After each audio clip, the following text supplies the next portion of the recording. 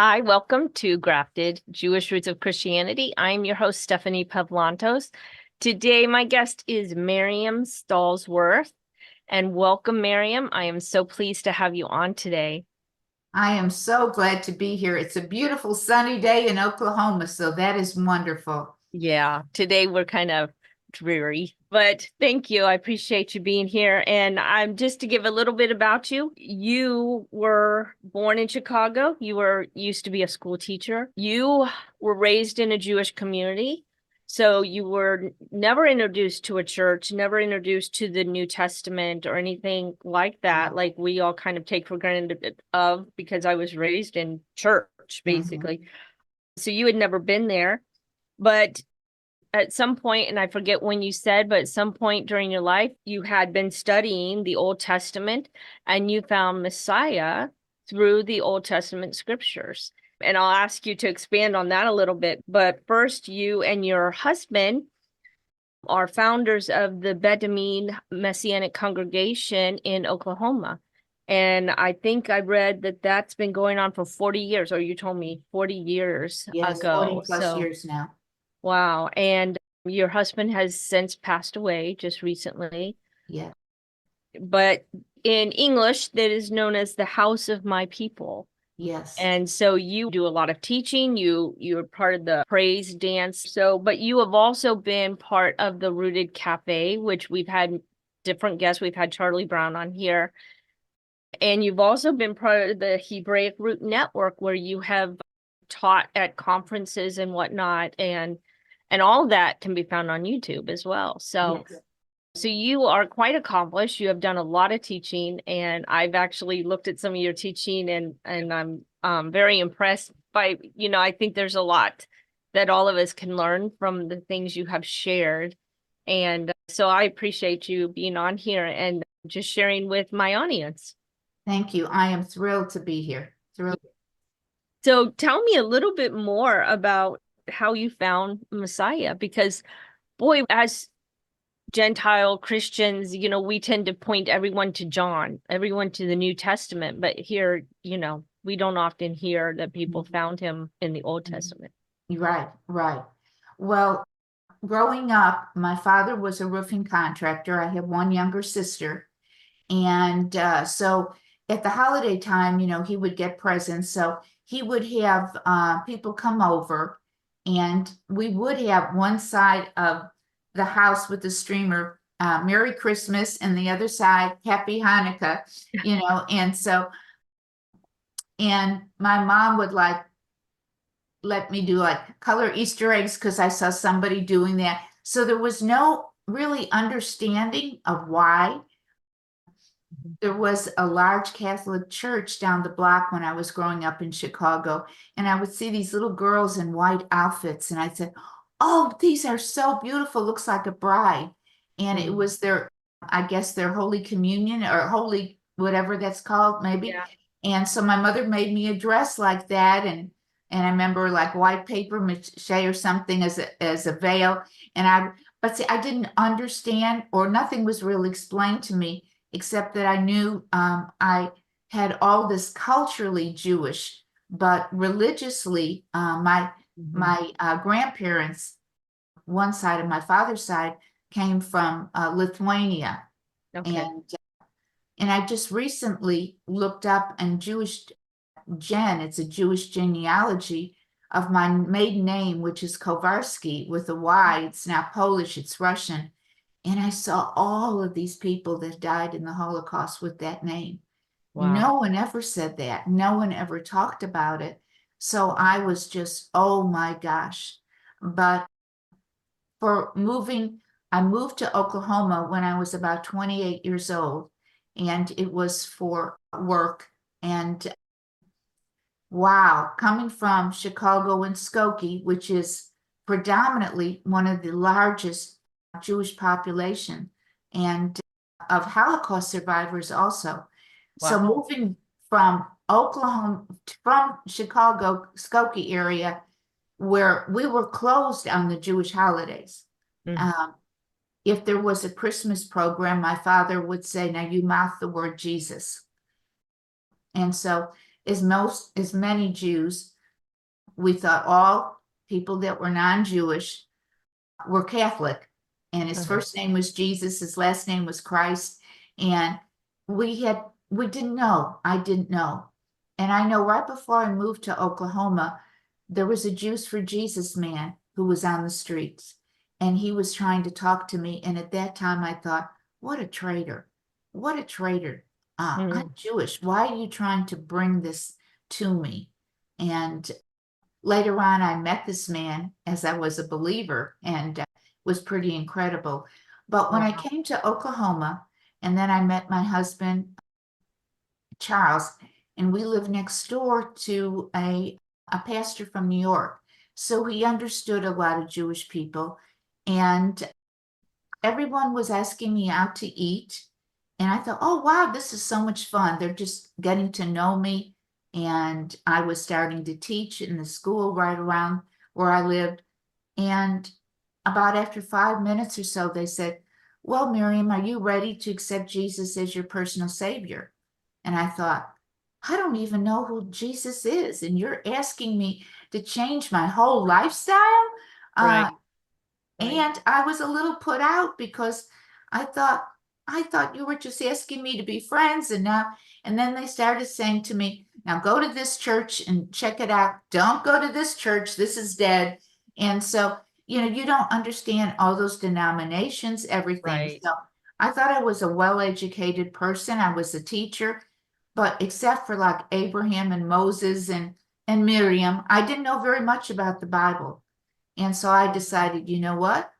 I'm going to start reading.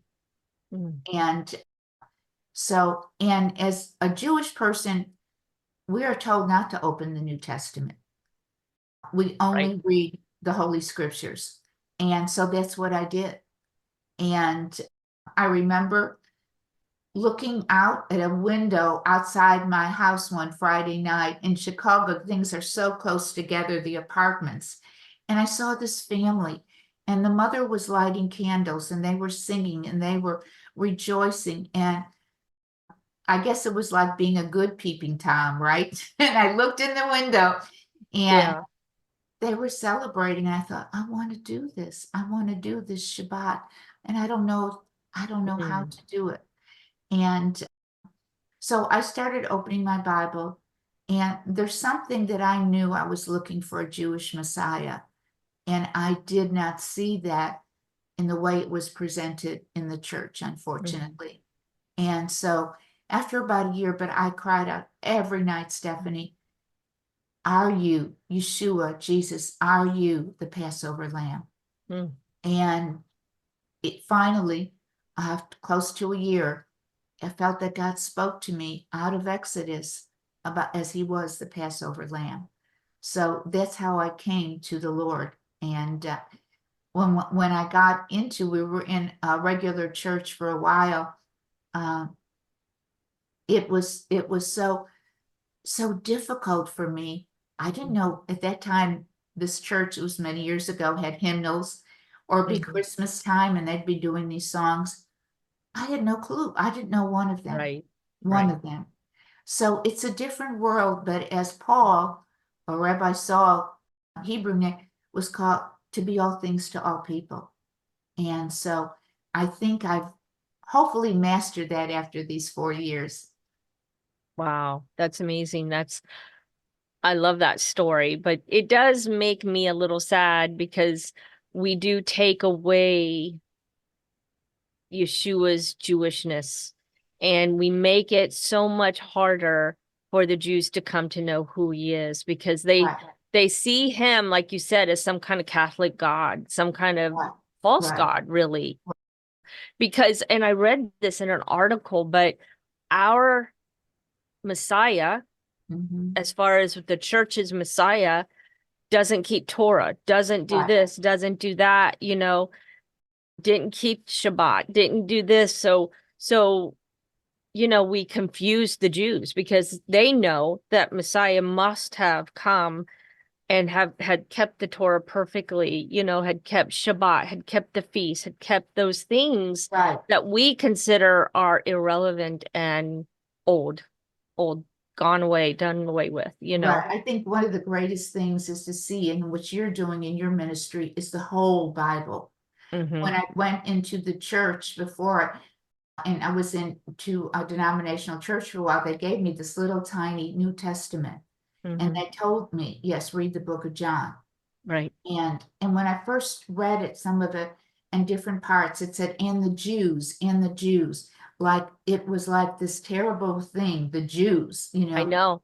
Yeah. and it made me sad Mm-hmm. because there is something in you when you are, it's our heritage, it's deep down inside. And Right. if you see him there from the beginning in Genesis Mm-hmm. and the light of the world and the light coming in, it's not something that started with just the New Testament. Exactly. And that's what I think is the biggest downfall. They say that, Mhm. oh, well, these are all done away because Jesus came, but he was there from the beginning. Right. So true. Because I mean, that is really what got me started when I met a Jewish man. Well, actually, I should say he was a Gentile, but he had studied the scriptures in Hebrew and had gone to Israel and studied it so much that he knew so much more about the Old Testament than I had ever heard from anybody else. And so when, and since then, even reading books where you find Yeshua in the Old Testament, because I think that as growing up in a Christian church, different denominations, they don't see Jesus in the Old Testament. And so therefore they think he's only in the New Testament. And even a church I was going to for 12 years before the Lord called us out. And I remember talking to this couple, and they said, we don't have to read the Old Testament. It's not relevant anymore. We don't need it. And I'm like, I couldn't disagree with you more, actually. And I Mhm. said, it's a shame. You don't know what you're missing out on. And I just started digging into the Old Testament even before that.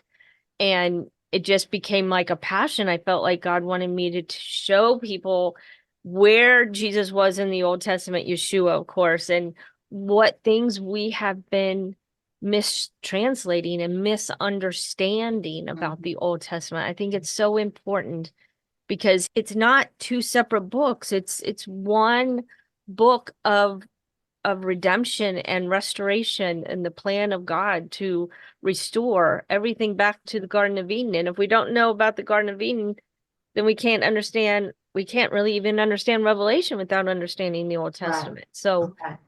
I think you're absolutely right. You're absolutely right. yeah. So, but you have a kind of a ministry on Shabbat evening, Friday evening that you Mhm. have started with your neighbors. You want to share that a little bit? And Sure. Well, growing up, there was a lot of Jewish bakeries. And since my parents didn't keep Shabbat, which was very interesting, though, I only was blessed with one grandfather, and he was in his 80s when I was a little girl. All my other grandparents I never met, they were deceased. okay. And so he was very observant. But I was little, I didn't know very much. Mm, But my father did, after he passed, he went to synagogue every day and mm, did the mourner's Kaddish prayer. So it was deep within him. But I never made challah. I never made it. And the bakeries in Chicago was very yellow. They used a lot of yellow food coloring because it's an egg-based twisted bread. right. And it was kind of dry. And I came to Oklahoma, and then as I started to learn more about doing the Sabbath and that, I thought, you know what? I'm going to get a recipe. I never baked I wasn't a baker. I love to cook, but I'm going to make this challah. And over the years, I've perfected it and given out the recipe to so many. And it's part of my preparation day is making it. But as new people come in my neighborhood, what a better way to introduce them to yourself and who I am Mm-hmm. is I bring them challah. I bring them loaves of bread. Mm, And one was a brand new neighbor that I had prayed for new neighbors, and I brought over the bread. And I never say challah because a lot of times people don't even know what it is. Or I don't say I'm Jewish and this is, I just present them and welcome them into the neighborhood. And she had a son that was in the military, but he was studying to be a chef also, and said, Mom, I think this is Jewish bread. I think this is challah. And then Mm. she spoke to the neighbors next door to her, and she goes, oh yeah, they're Messianic Jewish. They're wonderful people. And we've been watching The Chosen about Shabbat. And so I invited both of them, both of those families, to Shabbat dinner on Friday night. And Wow. all they had to do was walk down a few steps, to my house. That went on for over a year and a half, and now they're a part of the congregation. And Jennifer, the woman of the house, she found out that she was part Jewish. Didn't Wow. even know it, and had been looking up, just recently found out she wanted to know about her heritage. And she had been going to a denominational church and was getting dissatisfied with different things. And then as we were reading, and as you said, it's such a bad translation. Old, old. This is old, and Right. this is new. So like this is better, and that's all done away. Right. Such bad terms that we've come to use and misunderstand. But as we were doing the Shabbat dinner, and we do Psalm 112 over the husbands or the man, and the Proverbs 31 woman over the woman, and they Right. look into each other's eyes. Most families, when they start doing, they just start crying. They just start crying. How beautiful is this? And so I was blessed to be able to Mhm. help so many women how to set up Shabbat. Now, each of us have our own spice, Mm. but Yeah. that we can incorporate, do it how you do it, but there's nothing more beautiful. And Mhm. so I love this ministry. When I go to if I have to go to my doctor or to my dentist, they have children, I bring them loaves of bread, and they go, Mm. wow, she's coming with bread today. And my my doctor said, Miriam, I have 5 kids. And when I bring this home, they are so excited. Oh, So wherever I go, if it's, wow. I will make them bread and have that. And I'll say to them, what can I pray for you? And, Mm. doctors they never hear anybody. All they hear is the Right. complaints of the people. And so I think it's so easy to make the bread, and it's inexpensive. Eggs Right. were really up for a while, but really Right. to welcome somebody in the neighborhood and just say you care. You care. Yeah. And so someone said I should write a book, say it all started with a loaf of bread. Yeah. So That'd anyway, be awesome. yeah. So I'll get up early if I'm going somewhere to the doc or to someone, and bring them the bread, and they know they're loved. Mm. That's awesome. That is, yeah, that is such a beautiful story because I think that it's just a small thing, It's a really, very small thing. Yes. but it does make people feel seen Yes. and appreciated. Appreciated. Yes. Yes. Yeah, because I remember, I mean, going to my first Shabbat in Israel, I actually wrote about it because I was so impressed by the family who allowed us to come into their home on Shabbat and be have that Shabbat meal with them. And watching them, like you said, recite scripture to each other. The husband sings Psalm 31 over his wife and and blessing their children. And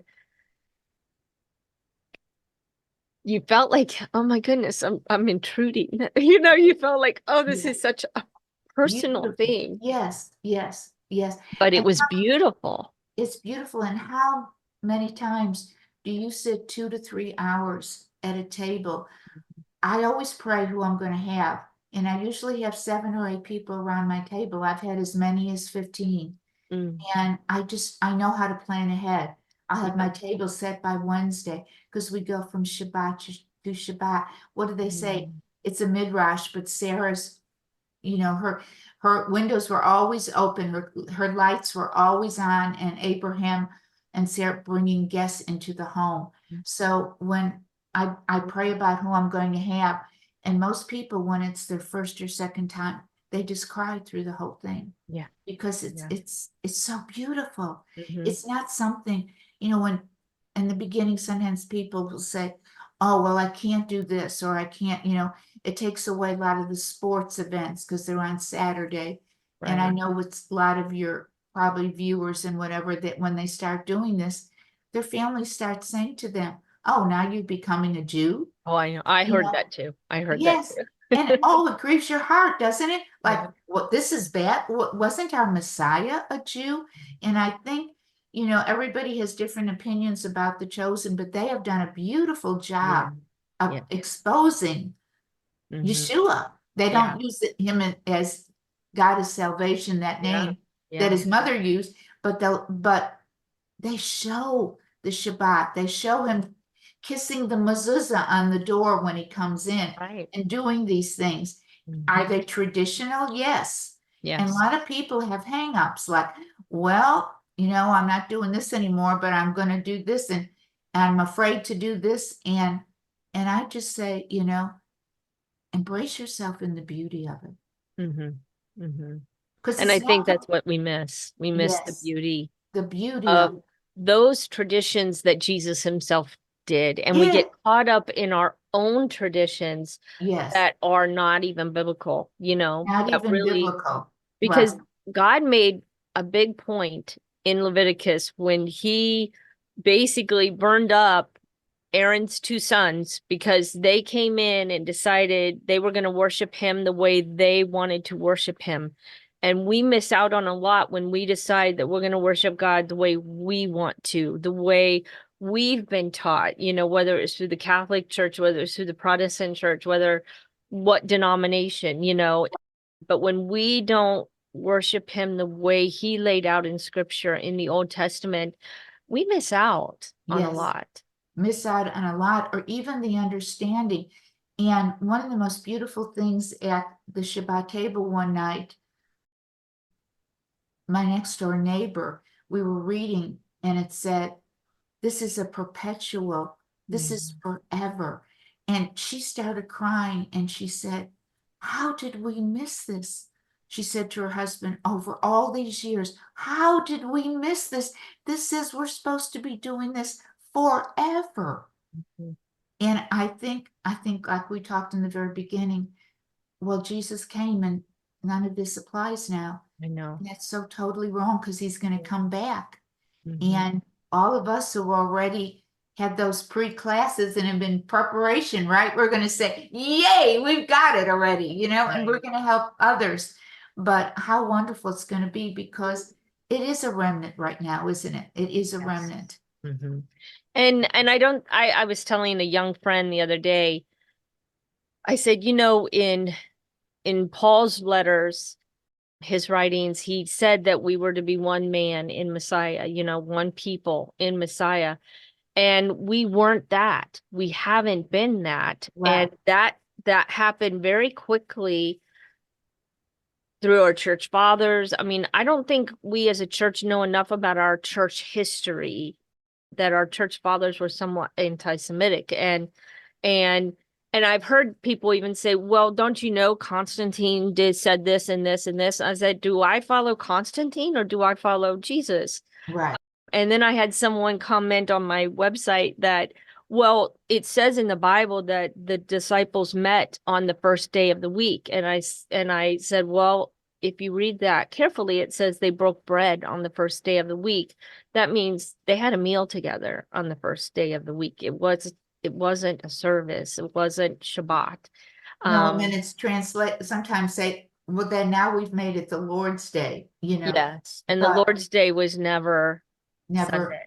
no, no. It was the day he celebrated Shabbat. And Right, right. and we don't really realize. I mean, I heard something very interesting, or probably more or less read it, but the we don't realize that Yeshua was the one who rested on the seventh day in Genesis. Yes, Yeshua was the one who said, I will not work. And right. I think it's very easy to separate God and Yeshua instead of seeing them as one, because they are one, Right. and Yeshua did nothing unless God told him to when Right. he was here on the earth, but they're still, it's like one tree, three branches. They are one. Right. They think alike. Right. And Yeshua would not think opposite of his father or do Right. something opposite of what his father has laid down. Right. And Yeshua was kind of the, he was the flesh, God is spirit. So when things were done, and when he came and talked to people, it was Yeshua who came and talked to Right. people, and Right. who walked through the garden with Adam and Eve, because he was the one with legs, Yes. I mean, he He was did have legs, and they weren't shocked by that, I don't think, at first, yeah. Yeah. Yeah. So it was Yeshua there in the garden. It was Yeshua there at Yes. creation. And so how would he go against what he put in the very beginning? And so Yes. I think that's where some of the disconnect A lot of happens. disconnect. Yeah. Yes. And I think on both sides. And Yes. Absolutely. I am so blessed. It says to be all things to all people. And Mhm. when I meet Jewish people, since I was born and raised in a very Jewish community, I can talk all the talk and they see me as very Jewish. And Mhm. then they'll ask me, well, why haven't I seen you in synagogue? Where have you? And I say, well, I attend Beit Meat. And I go, oh. And then all of a sudden, because they know we worship, you know, we believe in Yeshua the Messiah. And Right. that's the thing that cuts them Yes. off. But Mhm. I think there's also ways of acknowledging that also. And it says to provoke them to jealousy. Mhm. And from growing up Jewish, a lot of Jewish people do not keep the Sabbath. Right. It's only a small amount of remnant of them. And Mhm. there's also, they don't keep the dietary and they'll do the holidays. But then as others come in to Mhm. the fold of Israel, they start doing this. Mhm. Hopefully, it does provoke them to Mhm. jealousy. But Right. I am so blessed because when we first started, my husband and I went to Hillel, and that was like in the universities, it was like a Baptist, like for the young Baptists. I forgot what that was called, but it was for the young Jewish students. And they Mhm. would come on Friday night. My husband and I, in the beginning, as we were learning, we had a friend and we went and we learned more about the Passover, and we're friends to this day. We have our own Torah scroll that's 200 years old. And that Jewish man, got all the Jewish material, because you have to use special glue and everything. Our Torah scroll is over 200 years old, so it was needing some work, and it came out of Russia. And he Wow. repaired it, and he gave lessons, and he showed everybody, and they were able to touch that skin, that animal skin, that kosher skin. Mm. And are we friends today? Yes. The original person that taught me Hebrew and taught me dance was a lady that goes to Chabad. I am friends with her today. She's on Zoom calls with me today. Mm. So we have kept this relationship because I live out my salvation and my sanctification daily. If they don't see the light in me, then it's me maybe doing something wrong. But I don't push anything on them. Nothing, I didn't respond well when I was pushed. Right. And Right. it says when the student is ready, the teacher appears. Mhm. And Yes. so I think that's a very beautiful thing. And Mhm. I am so blessed that at my husband's memorial or whatever, there were people from the Jewish community. We're very close with the Friends of Itamar, a settlement in Israel, that my husband and I were blessed to go to Israel. And the last day we met this couple in Itamar, where now it's so dangerous. Their sons are fighting. We've been friends now for 20 years, and we Wow. talk every day on WhatsApp. And so it isn't that wonderful? That's Yeah. the way it should be. Yes, We're it is. one, and one day we're going to be one. And that's why we call it the house of my people. We're getting all the tribes coming in. And my Jewish friends say, wow, you're bringing in the lost tribes. Go. And now we have an all Hispanic service in the Wow. morning. That's all in Spanish. That's And they're learning incredible. Torah. And a lot of these had to convert to Catholicism a long time ago. And then Mhm. they find out they're Jewish. Wow. And even if they aren't, they're learning Torah. And what a wonderful group of people. But when I look out at the people in the congregation, and Mhm. there's Mhm. different colors and there's different ethnic groups. Right. It's the house of my people. Mhm. That's what it means. Yes, Yeah, that's yeah, awesome. yeah. It's a yeah, I love that.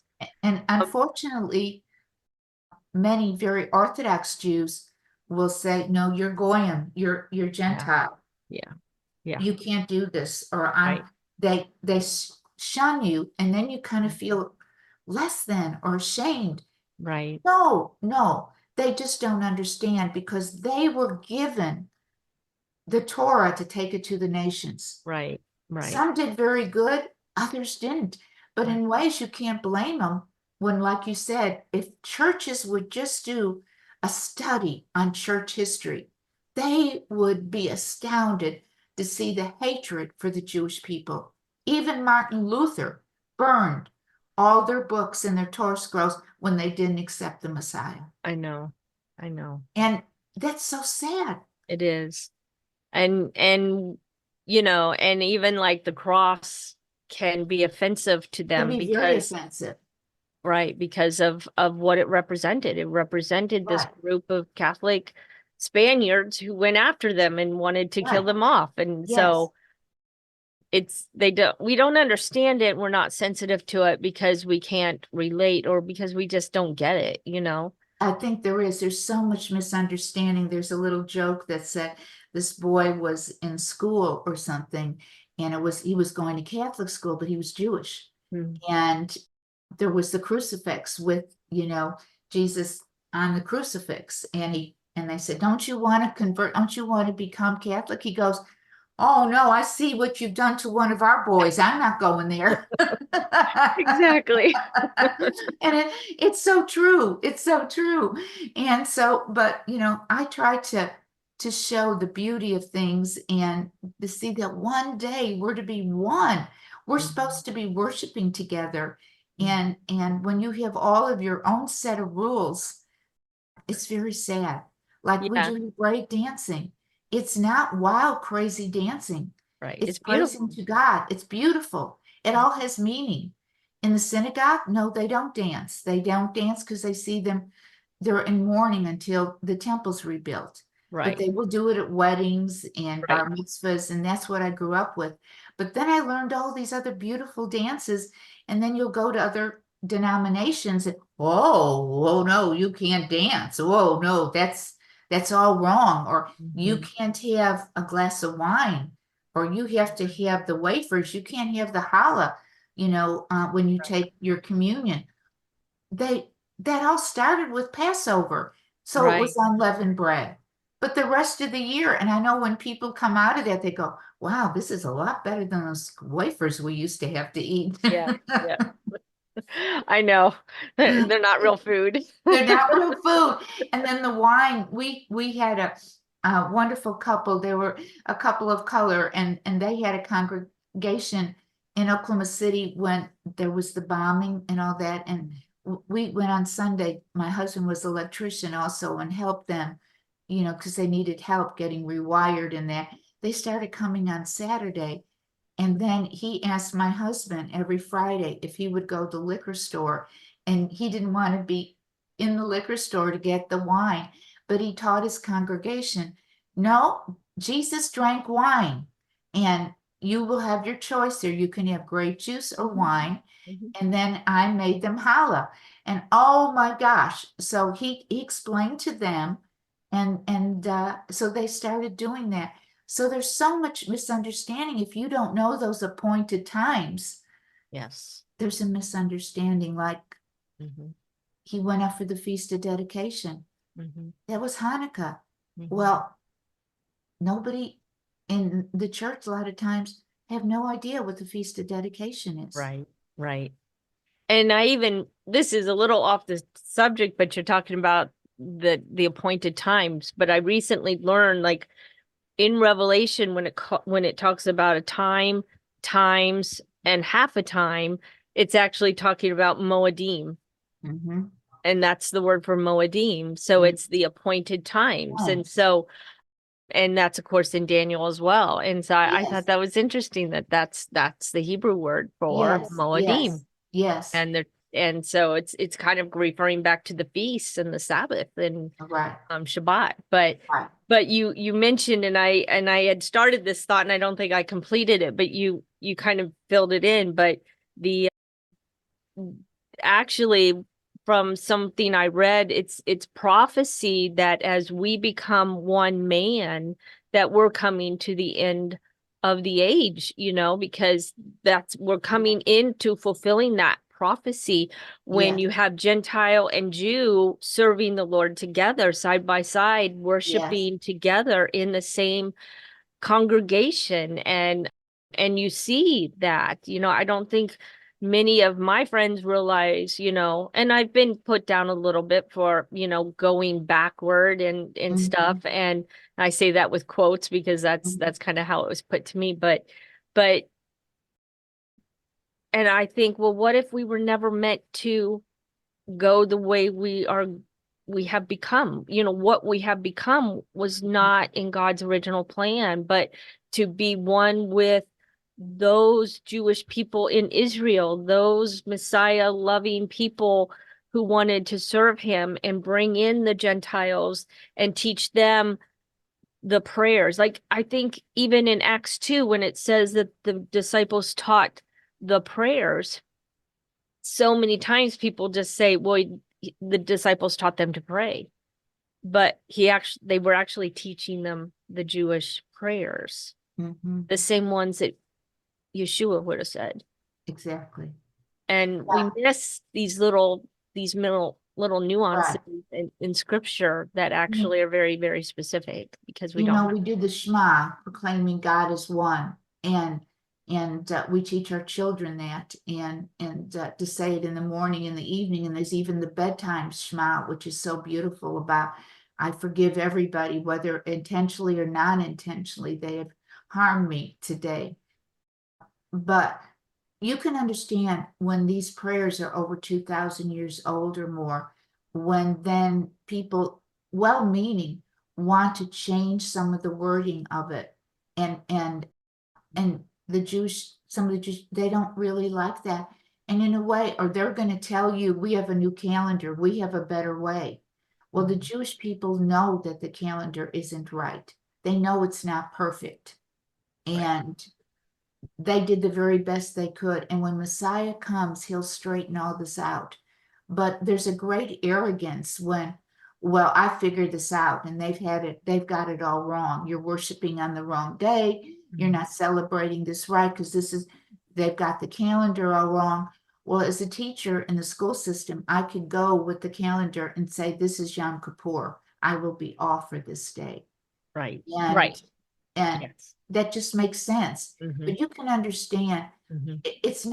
it's not really pride, but they've had this heritage for so long.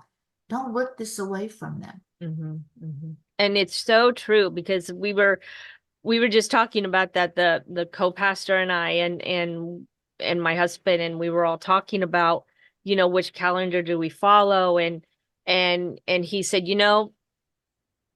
his Ryan is his name and his brother is Rich, and he goes, when Rich works, he can say, I need this week off for the feast, this feast or that, and they can go to the calendar and they're like, oh yep, it is on there. And that's exactly what you're saying. I mean, it helps us. We decided to make a choice to stay and celebrate the feast on the calendar that we have, the Hillel calendar, I guess it's what it's called. Yes, and love calendar. and that way, people who don't quite know what to do yet, they can at least look on their own calendars, because I have one here, and Right.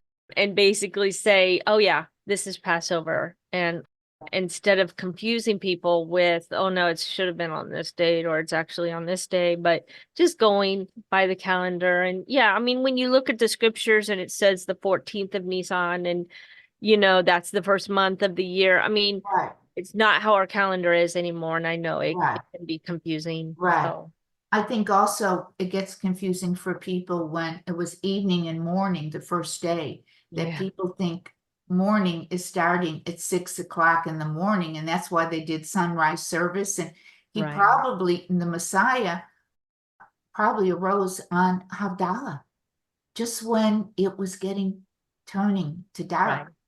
And they take that Havdalah candle that's lit and they drop it into the wine and Mm, extinguish it. And there's so many beautiful pictures of the bookends of you start the Arab Shabbat with the candles. Is it commanded? No, it's not commanded that you light candles. right. And people have stopped doing that for a while and then they missed it. It was a way for them as a sign to bring in the Shabbat. And Hmm. then we go all the way to the end with Havdalah. What a beautiful picture, because we're so reluctant to leave the Shabbat. It's not like, oh, I had to do this again and I could. That is such a wrong approach. Mm, We try to teach people, beautify the Shabbat. You can't wait to come to the table right. and leave the whole week behind. Oh, You I live know. longer.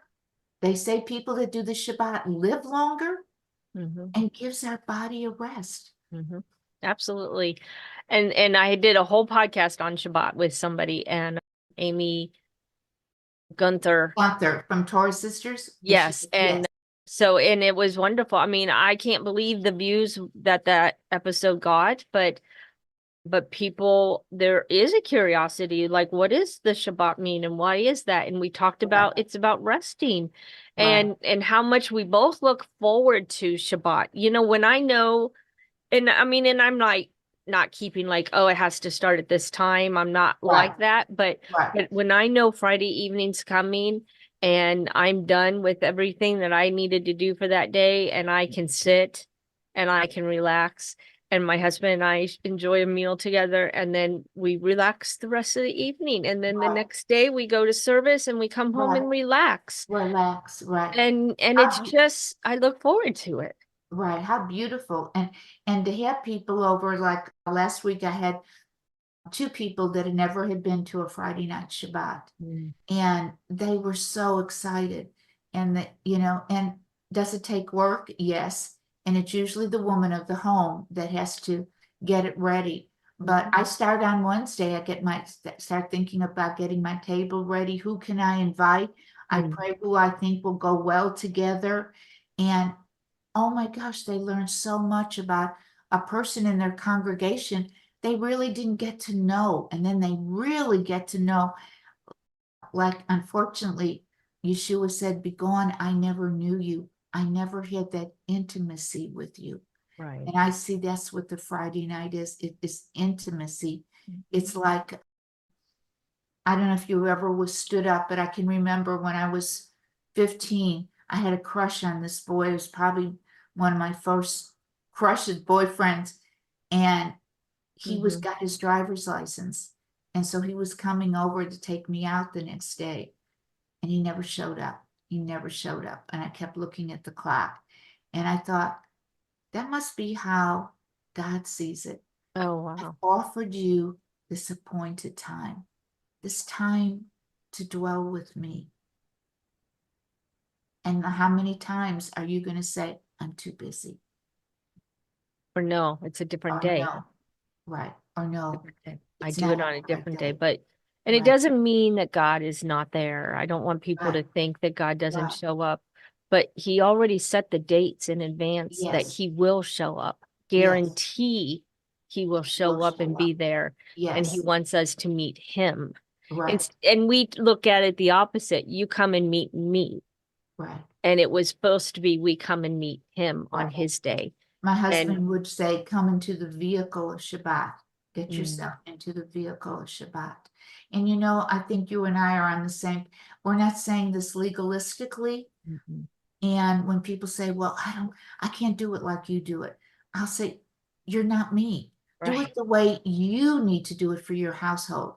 And a Mhm. lot of times a woman will say, well, my husband's not interested.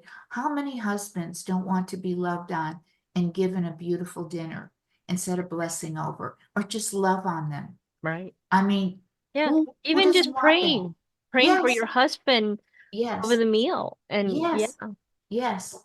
So, you know, how beautiful. So, and and if I can be available to any woman to say, I've learned how to do this work.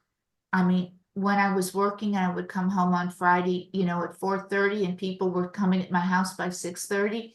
Oh, wow. And then once in a while, how dare they? They came early. And I'm going, oh my gosh, I haven't gotten out of the shower. And I'm so tense. I'm so far. And then you get and you sit down and you see the beauty of the candles and the people, and it just something comes over you. It's so incredible. But I've learned how to do things early enough that I don't have that craziness of like, oh my gosh, I can't get this together. And it's right, such right. work.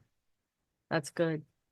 Well, thank you, Miriam. I appreciate you being here. This was a wonderful conversation, and I didn't get to half of the things I wanted to talk to you about, Oh, but wow. the Holy Spirit has a way of taking over, so I'm Yes, always fine with anytime that. I'm available, I'm here and I will do. You are a delight also, Stephanie. May blessings be upon you and your household. Thank you. Thank you very much.